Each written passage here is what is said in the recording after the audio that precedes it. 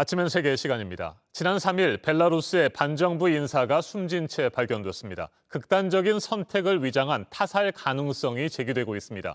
도쿄올림픽에 참가했다가 강제 소환 위기에 처했던 벨라루스 육상 선수는 어제 도쿄를 떠나 오스트리아 빈에 도착했습니다. 이곳을 거쳐서 망명 신청을 받아준 폴란드로 이동할 예정입니다. 벨라루스 반정부 인사 비탈리 쉬쇼프의 시신이 발견된 곳은 우크라이나 수도 키예프의 한 공원입니다. 지난 2일 운동을 하겠다고 나간 뒤 연락이 끊겼는데 다음 날 극단적인 선택을 한 듯한 모습으로 발견됐습니다. 쉬쇼프는 지난해 8월 벨라루스 대통령 선거에서 알렉산드르 루카셴코 대통령이 압승을 거둔 것에 항의하면서 부정선거 시위에 참여했고 정권 비판에도 앞장섰던 인물입니다. 정부의 탄압을 피해 지난해 가을 우크라이나로 도피했습니다.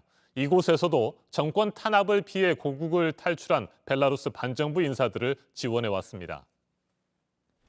쉬쇼프의 지인들과 지지자들은 그의 죽음에 의문이 많다고 주장하고 있습니다. 극단적인 선택을 할 이유가 없었을 뿐만 아니라 평소에도 운동 중 낯선 사람들의 추격을 받았다는 말을 자주 했다는 겁니다. 시신이 발견됐을 당시 휴대전화 등 소지품이 대부분 없어진 상태였다는 현지 언론 보도도 나왔습니다. 얼굴에 멍자국이 있었고 코와 무릎 등에서도 상처가 발견된 것으로 전해졌습니다. 우크라이나 경찰 역시 아직까지 단정할 수는 없지만 극단적인 선택을 위장한 타살 가능성을 열어두고 범죄 수사에 착수했습니다. 우크라이나 경찰청장의 말 직접 들어보시겠습니다. Нами відкрито кримінальне провадження за ознаками злочину, передбачено частиною 1 статті 115 Карного кодексу України. Це умисне вбивство. На даний час ми проводимо комплекс заходів з метою встановлення усіх обставин смерті потерпілого. 어제 오후 오스트리아에 도착한 벨라루스 육상 선수 크리스티나 치마노우스카야는 망명 신청을 받아준 폴란드로 다시 떠날 계획인 것으로 알려졌습니다. 그의 남편도 이미 벨라루스를 떠나 우크라이나로 이동한 상태입니다. 폴란드 정부는 치마노우스카야의 남편에게도 인도주의 비자를 발급했다고 밝혔습니다. 그는 자신이 자국 육상팀을 비판했다는 이유로 벨라루스 당국이 강제 소환을 시도했다고 폭로했습니다. 지난해 재선거와 정치범 석방을 촉구하는 공개 성명에 참여했던 것도 정권에 미움을 산 것으로 보입니다.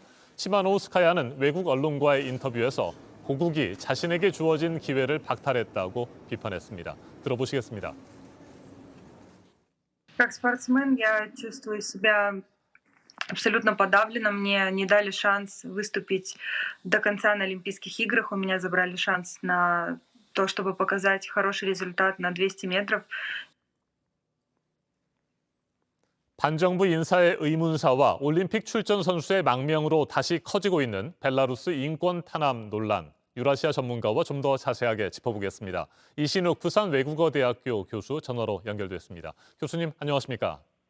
네, 안녕하세요. 네, 얼마 전에는 반정부 인사 체포를 위해서 벨라루스 당국이 여객기를 강제 착륙시켜서 논란이 됐습니다. 그리고 이번에는 반정부 인사가 의문이 가득한 죽음을 맞았고요. 루카셴코 정권의 반정부 인사 탄압이 여전히 심각한 상황일까요? 네, 작년 9월 6번째 임기를 시작한 루카셴코 대통령은 올해까지 27년째 권력을 유지하고 있는 유럽 최장기 독재자입니다.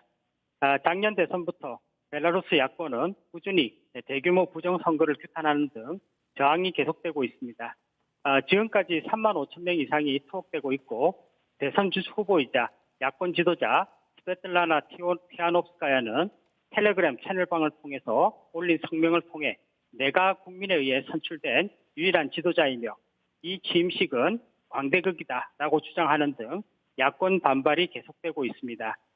현재 루카셴코 대통령은 장기 집권에 대한 국내외 심각한 저항에 직면해 있는 것으로 보이고 권력 유지를 위해 KGB와 경찰, 심지어 마피아를 동원한 전방위적인 야권 지도자와 지지자들에 대한 테러와 암살, 대규모 탄압이 이어지고 있습니다.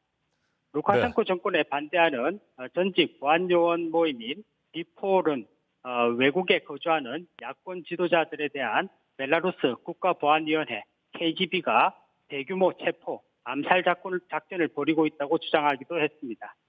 네, 올림픽에 나간 국가대표 선수가 강제 소환 조치를 받고 망명을 신청한 것도 충격적입니다. 벨라루스 올림픽위원회는 치마노우스카야의 심리 상태가 불안해서 귀국 조치를 내렸다, 이 같은 입장입니다. 하지만 이 사건 역시 배후에 루카셴코 대통령이 있다는 의혹이 나오고 있는데 어떻게 생각하세요?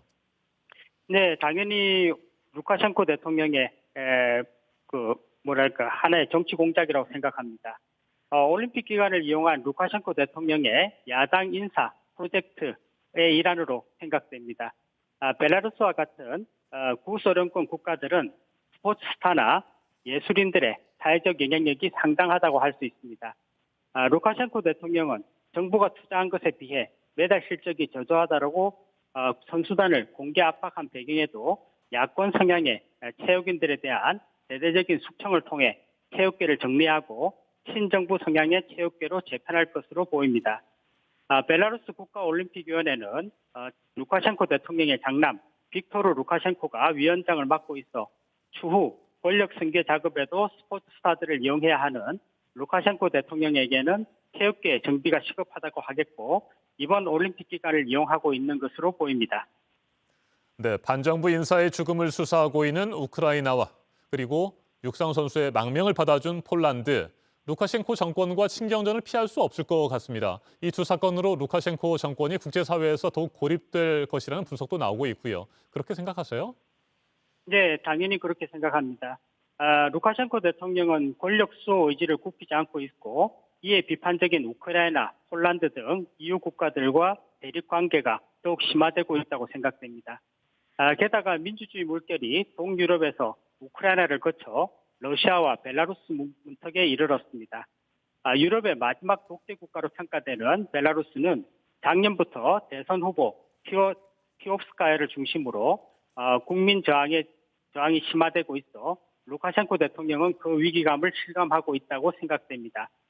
루카셴코 대통령은 권력 유지를 위해 대외적으로는 러시아와 동맹 관계를 강화할 것으로 예상되고 내내적으로는 벨라루스 국가보안위원회, 즉 KGB와 경찰, 그리고 마피아까지 동원하여 야권 인사들에 대한 대규모 투어, 테러 등이 이어질 것으로 보여 벨라루스 전국의 혼란은 더욱더 심각해질 것으로 예상됩니다. 알겠습니다. 말씀 잘 들었습니다. 이신욱 부산외국어대학교 교수였습니다.